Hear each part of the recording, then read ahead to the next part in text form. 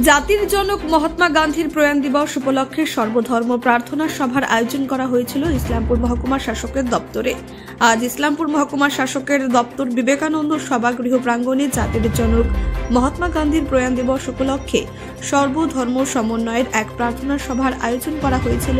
উপস্থিত ছিলেন হিন্দু, বৌদ্ধ, ইসলাম, খ্রিস্ট, জৈন ধর্মের ধর্মগুরুরা। তারা উপস্থিত ছিলেন।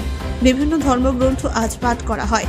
উপস্থিত ছিলেন ইসলামপুরের মহকুমা শাসক প্রিয়া যাদব, মহকুমা তথ্য ও সংস্কৃতি দপ্তরের আধিকারিক শুভদীপ দাস সহ অন্যান্য আধিকারিকেরা। আজ গান্ধীজির প্রতিকৃতিতে মাল্যদান, পুষ্পার্ঘ্য নিবেদন করা হয়। এছাড়াও 1 মিনিট নীরবতা পালন করা হয়। रिलायंस डिजिटल का डिजिटल इंडिया सेल शुरू हो चुका है। पाइए 26,000 तक का instant discount leading bank cards पर। साथ ही पाइए फास्टेस्ट डिलीवरी एंड इंस्टॉलेशन, सबसे कम दाम, 14 दिनों की रिटर्न पॉलिसी और इजी EMIs अपने नजदीकी रिलायंस डिजिटल या माई जियो स्टोर्स में शर्तें लागू।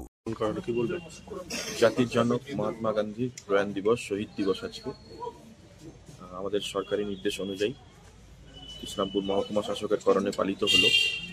রামধুন গাওয়া, বৈষ্ণব জনক যে প্রিয় ভজন মহাত্মা গান্ধীজির সেটি গাওয়া হলো এবং তার সঙ্গে নীরবতা পালন, সর্বধর্ম প্রার্থনা সভা।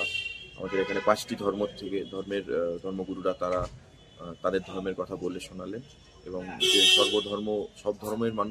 সব ধর্মই যে আমাদেরকে একসঙ্গে থাকতে শেখায়, সেটি আজকে এই অনুষ্ঠানের মূল বিষয় ছিল।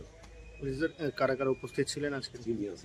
আজকে মূলত মাননীয় মহকুমা শাসক উপস্থিত ছিলেন, তার সঙ্গে ডেপুটি ম্যাজিস্ট্রেট ছিলেন, অন্যান্য আধিকারিকরা ছিলেন এবং 5টি বিষয়ের ধর্মগুরুরা তারা ছিলেন এবং একটি ওই গান যে গাওয়া হলো, রামধুন এবং বৈষ্ণব জনক, এই দুটি গান গাওয়া হলো। নুপুর বসু গানগুলি গিয়েছে।